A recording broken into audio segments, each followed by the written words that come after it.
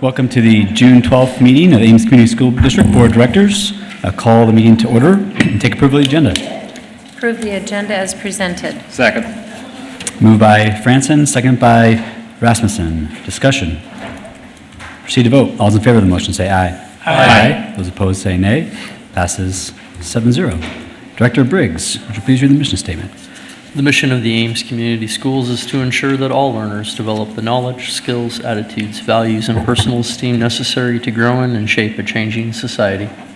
Thank you. And our first item tonight is selection of the K2 Tier 1 foundational materials.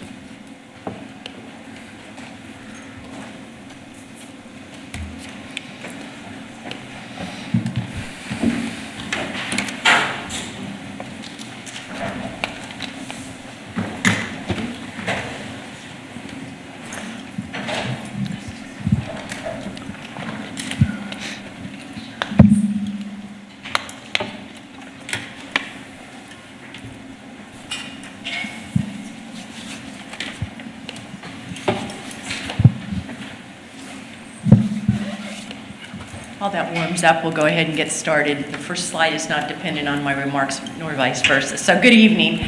Tonight we're here to provide the board with the results of the K2 Foundational Skills Pilot that took place this past school year. But before we go further, I'd like to introduce the team members who are here with us tonight. You're very familiar with Erin Miller and Mary Morton, our teachers on special assignment, who have provided leadership throughout the pilot.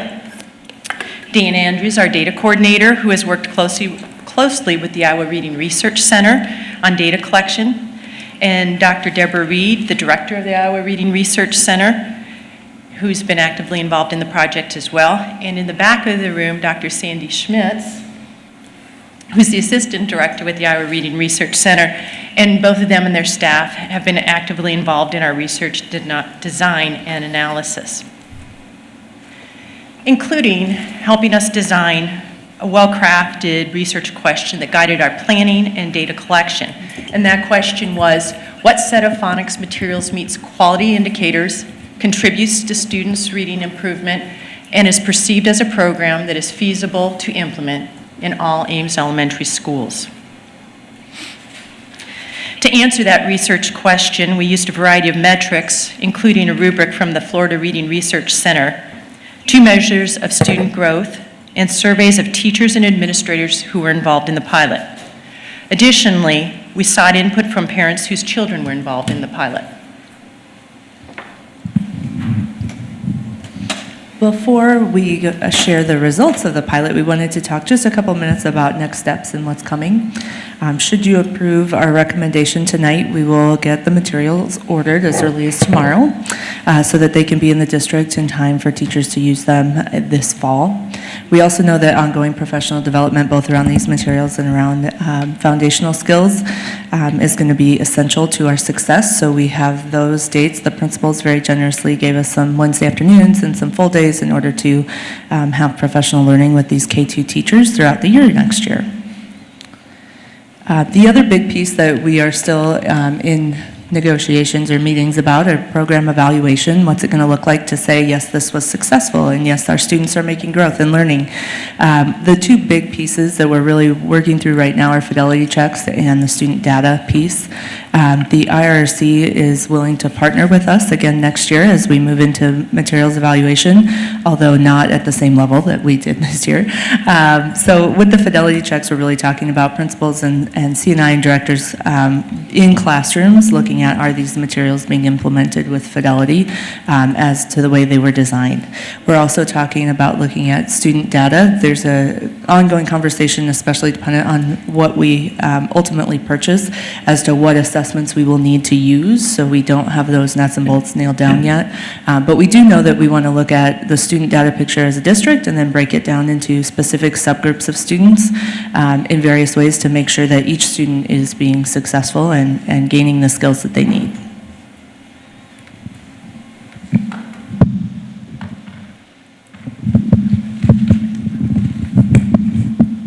Sorry. As we get into results, we want to start by refreshing just ever so briefly some of the data that Mary and Aaron gave last week. where you see the rubric scores, the student growth, and the surveys, and those weightings. The significance about this tonight is that each of those points comes back in a different measurement scale. So rubric scores based on the percent of items available, or that the scorers saw in a program on that rubric. Student growth is used on 3 tests and then combined together. And then you've got 3 different surveys that have different amount of questions and are all set on a Likert scale.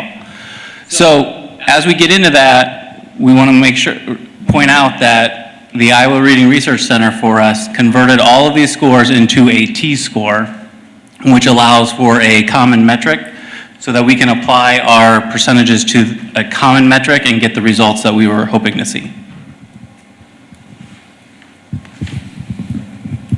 So the first piece of data that we're going to present has to do with the rubric that Dr. Ross mentioned was applied to all 3 programs. It's composed of criteria that are derived from research on research-based practices for reading instruction. And there were several teams within the Ames School District that applied these rubrics to the programs, and a team within the IRRC that did so as well. What you see on this screen are the converted results into the T-scores for the weighting scheme. By raw score, you can see that Fountas and Pinnell had the lowest overall score, followed by Fundations and then Reach.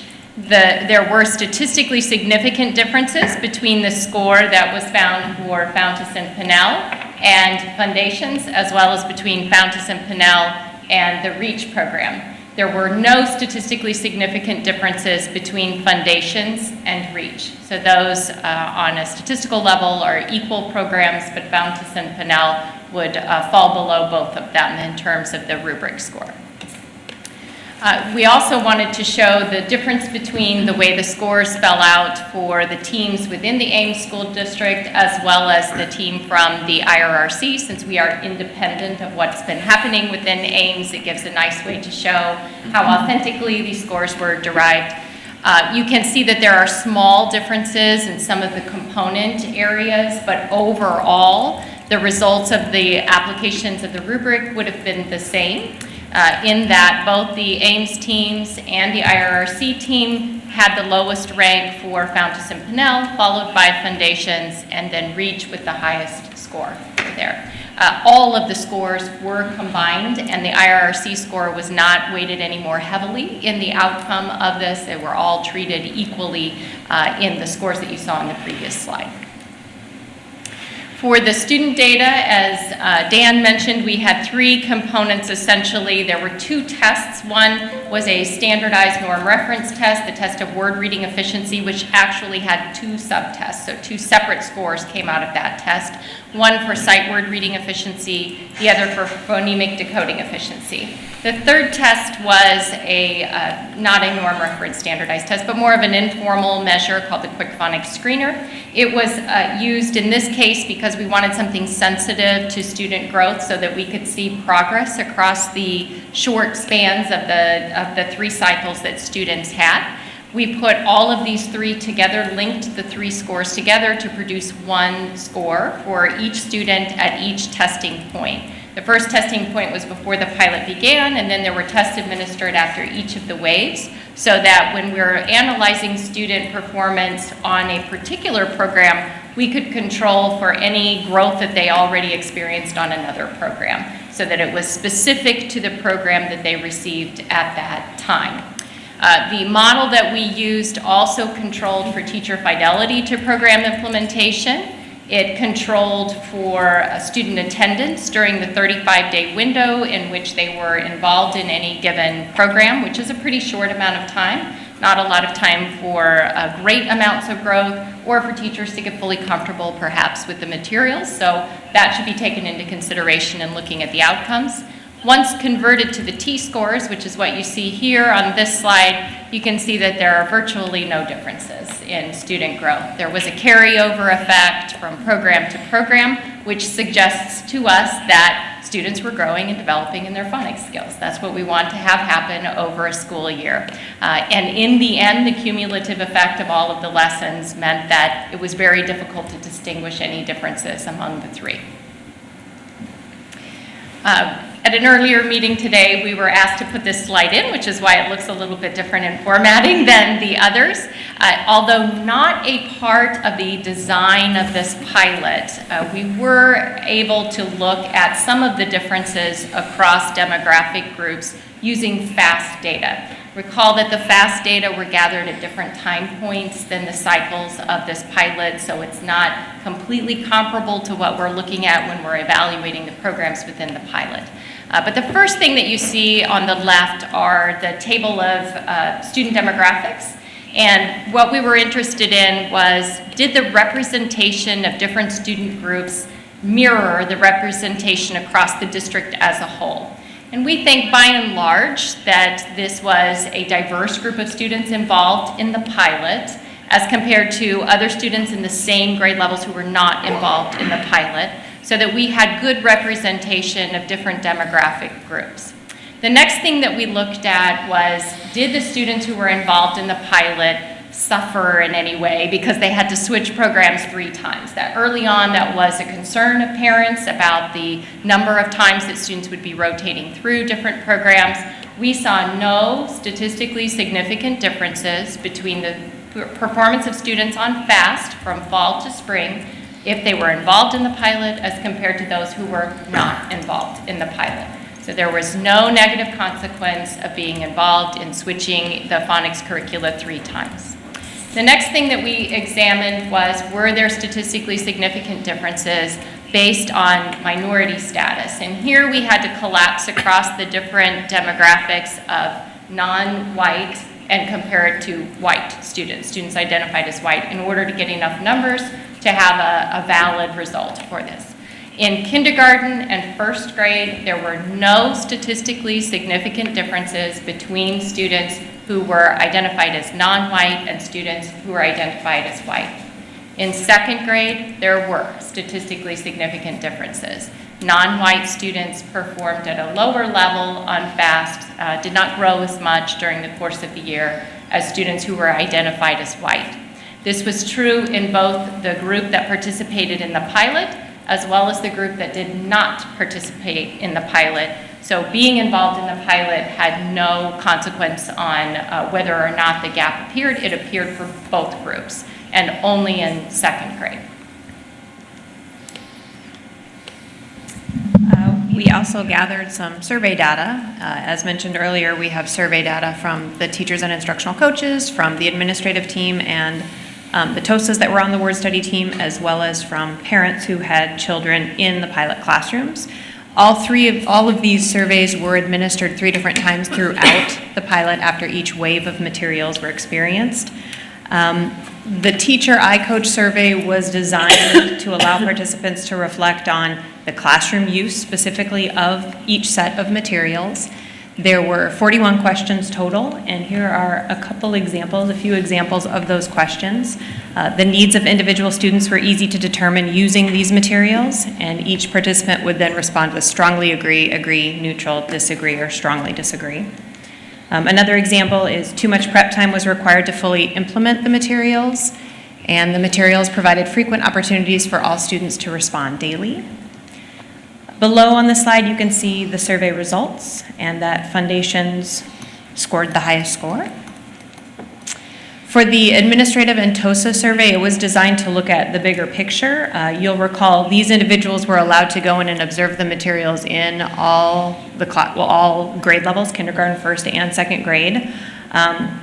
So many of the survey questions talked about the alignment from kindergarten through second grade. Additionally, there were questions on the survey that looked at district initiatives and how well each set of materials aligned with those pieces that were already in place in the district.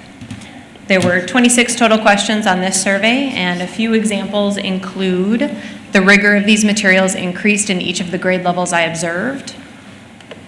These materials will provide alignment and common teacher language. And I felt these materials aligned to Ames Community School District's instructional practices, including data-driven instruction as well as small group instruction. And below you can see the results. Reach into Phonics scored the top score. Again, there was a parent survey. Again, this was sent out to parents who had children that were in the pilot classrooms.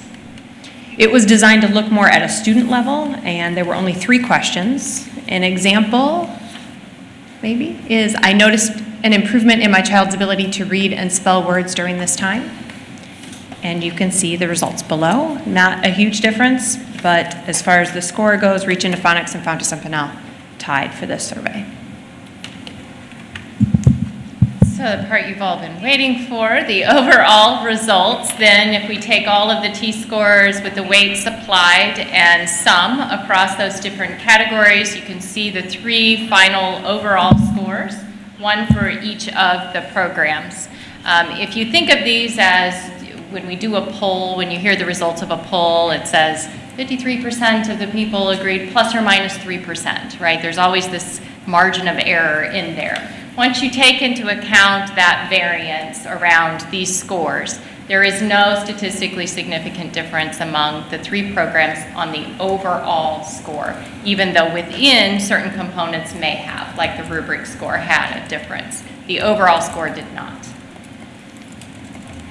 So our original pilot process included plans that if the data indicated, what we would do if the data indicated a statistical tie.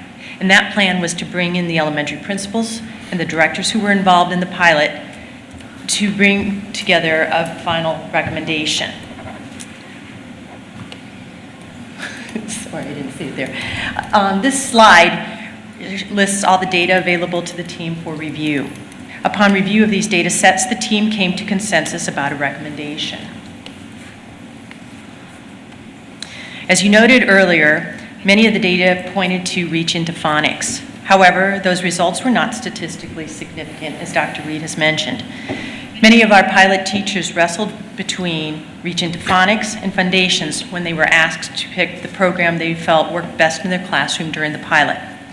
Many said they would be happy to have either, but at the end of the day, the majority of those teachers leaned towards Fundations. After discussing other options, the administrative team members involved in the final recommendation process felt that the teacher's final opinion should weigh the heaviest. Therefore, the final recommendation is to adopt Fundations. Teacher voice is historically how final decisions are made about adopting materials in the Ames Community School District, because we know that implementation will be done with greater fidelity when the teachers, who are the end users of the programs, are actively involved in the decision. So the rationale for this recommendation included several factors. First of all, the word study team teachers were deeply invested in the research. They gave each program equal and thorough consideration and shared their professional opinions. Again, in Ames, we know that the most profound impact on a student's ability to read comes from having a highly knowledgeable, invested teacher. And as an administrative team, we trust our teachers' professional recommendation after their hard work studying the research and aligning it to the pilot in each program. Secondly, the rubric is a very valuable tool that allowed us to better understand how each of these programs aligned to the research on foundational skills. Although Reach into Phonics rose to the top on the rubric, it was not statistically significant when compared to Fundations. This indicated that both programs would meet our criteria. The teachers' opinions lifted lifted Fundations to the top of the final recommendation process. Third, the recommendation team also discussed the strengths of Fundations, specifically explicit instruction and the availability of assessments for teachers to use to meet the needs of each student in their classrooms. At the end of the process, those teachers who were involved in the pilot were asked, should all other data points be equal, which program would you most like to see purchased? You can see here some of the themes that supported the recommendation from the teachers for Fundation. Specifically for our purposes tonight, I want to point out ease of use, and the teachers cited both for themselves as classroom teachers as well as if a substitute teacher were in the classroom. And the other one I want to point out is explicit instruction, because that is a piece that also resonated with the recommendation team. The teachers, however, also pointed out some potential limitations, including lack of decodable text included with the program and the amount of instructional time required to implement Foundations as designed. As you can see from this slide, the Iowa Reading Research Center gave phonics and assessment components of Foundations nearly perfect scores. Given the importance of quality assessments in the multi-tiered systems of support process, the assessment score for Foundations was an important part of the final recommendation. So Foundations Strengths included in explicit instruction, as I mentioned before, the availability of strong assessment, multisensory opportunities, structured learning approach, and supporting struggling students, including those who have dyslexia. If the board approves this recommendation this evening, we will have achieved the word study team's goals of having a common set of materials across the district, a common scope and sequence, as well as common assessments for K-2 foundational skills. However, it's important to remember that simply putting these materials into our classrooms is not enough to impact student learning.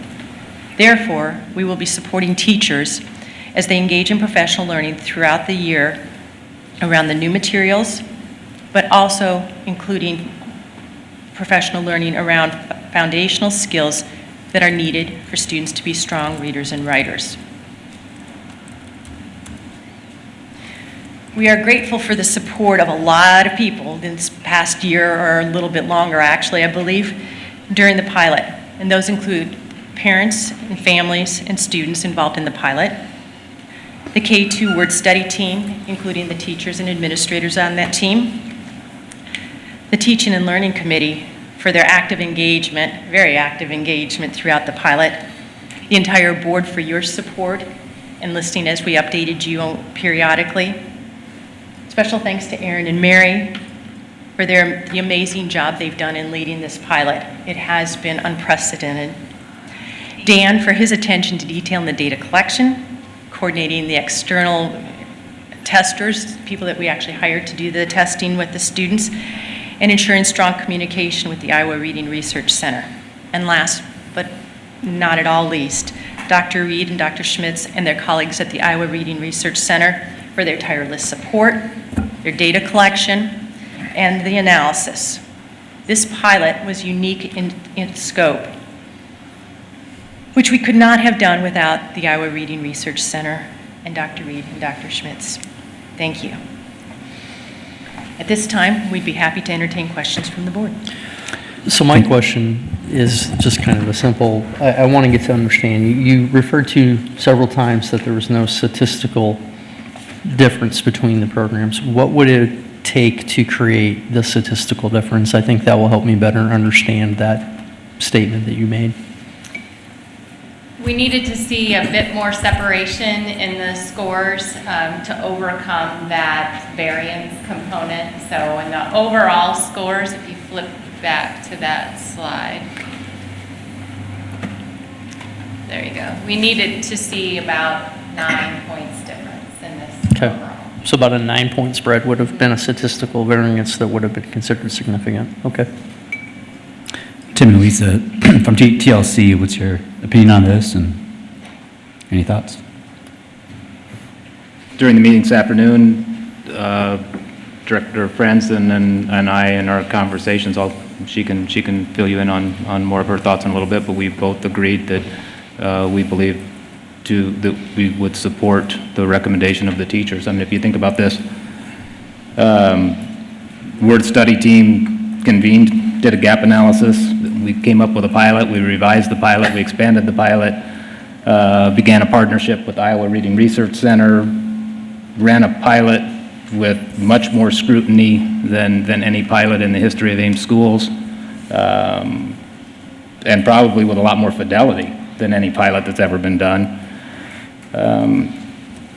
Going back in my history, in my teaching days, I can remember I can remember a reading adoption where 3 school board members sat in a room and went through some basal readers and told everybody which one the school district was adopting the next year. And I can't imagine anything like that happening in this district. So I'm thrilled with the work and effort that has gone into making an improvement in the district. So ultimately, if there's no statistical difference, we said all along that we were going to rely on the teachers that are on the front lines that see students every day, and those teachers overwhelmingly, when it came down to, okay, there's no score difference, which one of these would you want?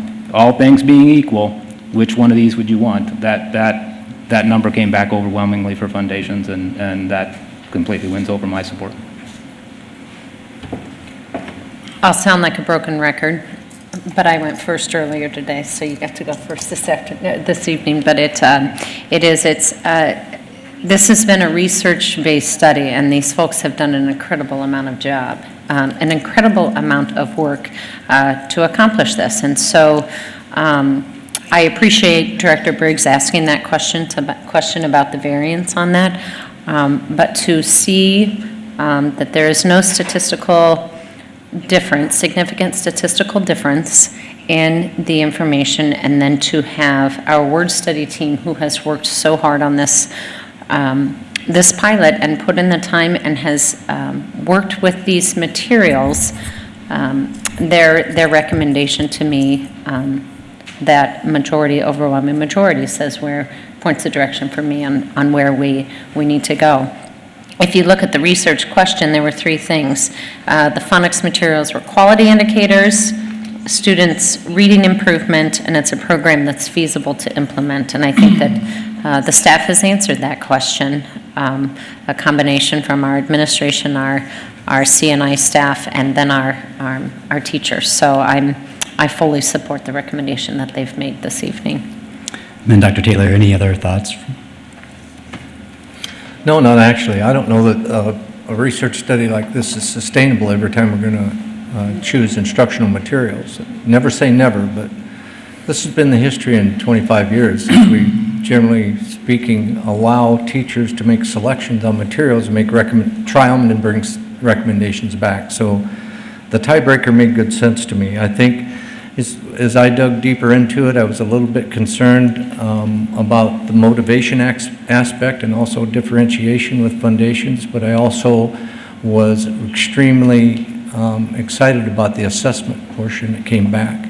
And assessment means accountability. So obviously with these assessments, we're going to be able to really dig deep into student data and find out what we need to improve, especially if it comes back to Tier 1 instruction too. But so I think the only caution here is research of this nature. Sorry, Dr. Reed, but I don't think we'll be doing this a whole lot more. But thank you so much for all of your work. And the building principals, our elementary principals, are here in the back row too. I wanted to thank them for their work on all of this. And I know it was not easy, but I think the result here is very acceptable, especially in light of the fact that the teachers, I know today, thought about it a lot and came up with that, so it's a good deal. One of the other great things about going through this is that the rubric and then the teacher surveys identified a couple of minor weaknesses in the Foundations program, and the staff has already put plans together on how to address some of those going forward. I mean, it's not something that will happen immediately, because if you guys all approve this here in a little bit, they'll sit back and implement this program with fidelity, get it going first, and then try to decide what do we need to do as the next steps. And so those items, they're already 2 or 3 steps down the playing field, trying to figure out what's next. So in that one limitation, I saw instructional time. What does that, I guess, mean for this coming year? Or how do you see that playing out? Sorry, I like to hold it instead of the whole stand. I believe when the teachers were reflecting on the use of Foundations, initially when they started implementing it, it was going a lot longer than the 20 to 30 minutes that we had earmarked as how much of the 90-minute lit block these materials should take. instructionally. Some of that is, there's a lot of things that are included in the Foundations and all of the sets of curricular materials, and sometimes it takes a little time as a teacher to figure out which pieces are really necessary and which you can kind of let go of. Another piece to consider is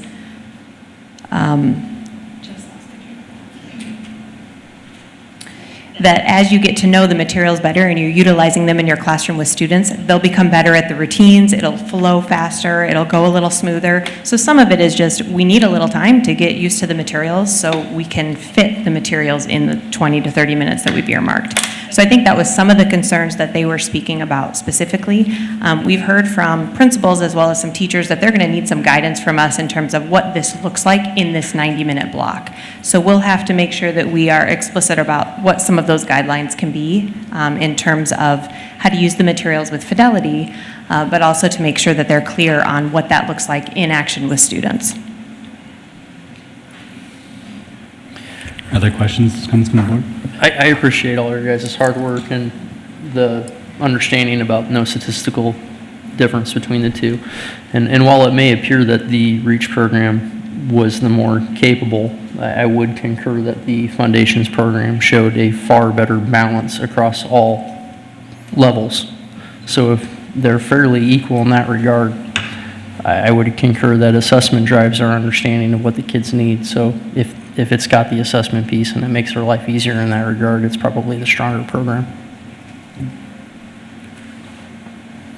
I have a question.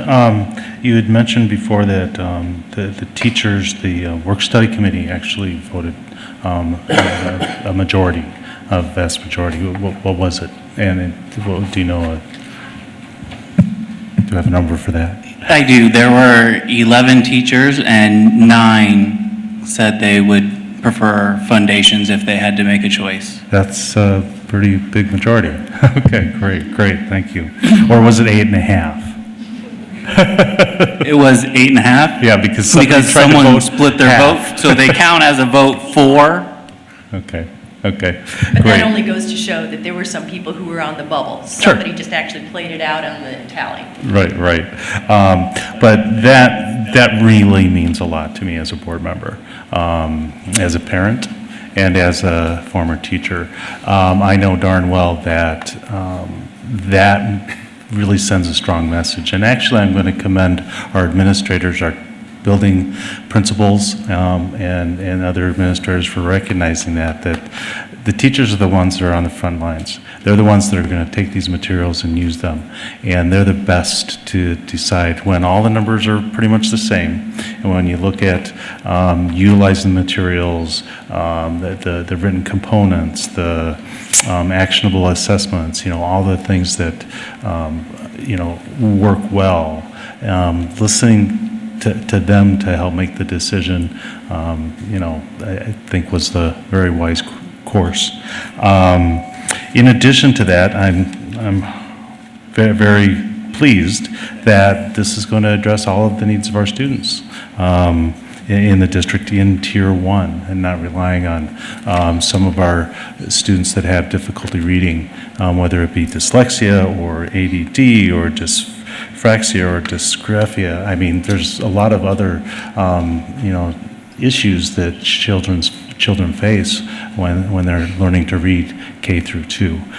So I think this particular program is going to really give them the best opportunities to stick with their classmates and move forward. Especially meeting the primary goals of a common material, a common assessments, and for professional development throughout the district. And I know the middle school teachers will appreciate it too. Because when they get up to there, they're not dealing with, oh yeah, we know that they came from this elementary school. Oh yeah, we can tell they came from this elementary school. That will be gone over time because it'll be a common, language that they're talking about when it comes to reading. Which is part of the reason too that implementation data collection will be so important to make sure that we are implementing with fidelity across all 5 elementaries. So exactly, I'm really excited about that. But I definitely wanted to, Dr. Ross, you thanked a lot of folks, and I don't want to repeat necessarily that, but I do want to make a special thank you to Aaron Miller and Mary Morton. You guys have been the champions and the leaders in this. You know, whether it's been the board or the TLC committee or administrators, you know, throwing your curve here or there, you've been able to be flexible and say, okay, those are my new marching orders.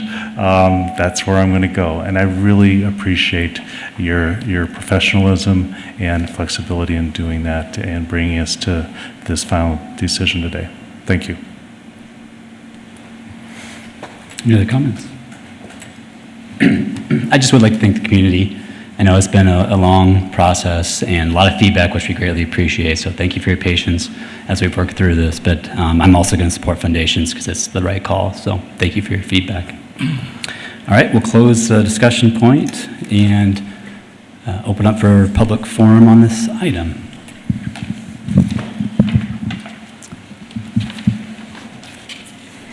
Anyone wishing to speak? Yeah, you go there. Anyone wishing to speak on this topic?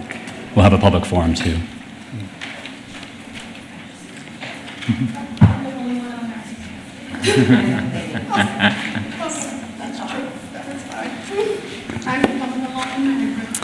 All right, let me go through this real quick. Residents of the district, students attending the district, parents or guardians of students attending the district, district staff may address the board about any topic relevant to the district, whether on the current agenda or not. Speaker participation is limited to 3 minutes once per item. The views and opinions of citizens addressing the board don't necessarily reflect those of the board, district administration, or staff. Speakers are to remember that Iowa law prohibits the board from discussing specific employees, students, or their performance. Student speakers will state their name and school. Others will state their name and address. We have Edna Clinton. Edna Clinton, 1610 Carroll Avenue, Ames, Iowa. I am here this evening not only as a concerned citizen, but as the president of the Ames NAACP branch. First of all, I would like to thank the team that did all of the hard work behind this reading program. Considering that I and other citizens have been working toward eliminating achievement gaps in the Ames School District, this is one step forward. I should say another step forward in doing so. From the data that I have been able to read about this program, it is very well put together, okay? However, the program does not address all of our students, as the mission statement says, to ensure that all learners develop the knowledge, skills, attitudes, values, and personal esteem necessary to grow in and shape a changing society. Tell me how the achievement gap between the second graders of children of color and the white students is going to ensure this. Tell me how, even with this program and taking the time to implement it, you're going to address this achievement gaps in this problem. These children will go to the middle school by hook or crook. They will not be prepared if they are not reading across the board as their counterparts are. Because as all of you know, reading is the foundation on your life journey. If you don't read, you don't know. And in order to know, you've got to be able to read, understand, comprehend, and for lack of a better word, regurgitate all that you have read. I, for one, believe that we are going in the right direction. Dr. Taylor, I have to respectfully disagree with you, and please look at me when I talk to you. Anyway, thank you. I disagree that our school district will not do this kind of research. Until we can proudly say that we have served all in a capital letters, of our students, regardless of circumstances, regardless of race, gender, abilities, or any other thing, we are failing. We cannot afford to do that in the 21st century. We have to be sure that the things that this school district is imparting via our very capable teachers is quality. We are no longer in the top 10 worldwide. We need to get back there. And if that means we have to do more research in terms of what we do in our school district, then so be it. That question for you and everyone else is, what are we going to do about the second grade gap between the children of color and their white counterparts? It is all fine and good that we have a plan, but that plan needs to be specific.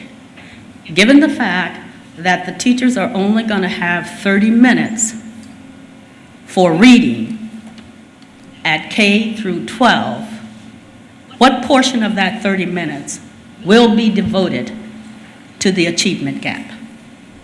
Thank you for listening. Thank you.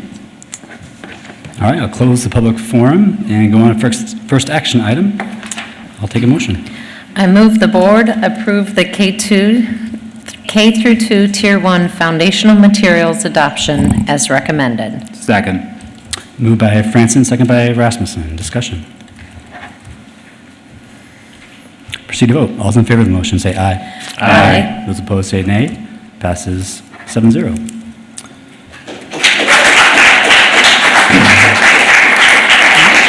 Motion to adjourn. Move we adjourn. Second. Moved by Franson, second by Briggs. Discussion? Yeah, I thought we'd have an opportunity for items from the board. Okay. And Friday's a day of celebration, even though I have to be at work.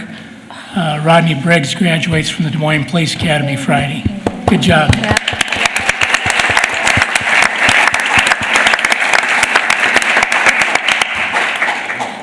Anything else? State soccer champs. God, thank you. I was just going to took it out of my mouth. That was Saturday that our girls won 4-0? No, 1-0. Sorry, I inflated the score. So, Win's a win. but congratulations to all of those athletes, their families, and our coaches. See, that 1-0 was actually statistically significant. And the game before that, their match before that was 4-1, so that's probably where you got that from. But that was their first one, and I want to wish them many more. Congratulations to Coach Myers and the girls. First girls state championship for Ames in soccer. Pretty cool. Okay, it's moved and seconded. All those in favor of the motion say aye. Aye. Those opposed say nay. Passes 7-0. We're adjourned.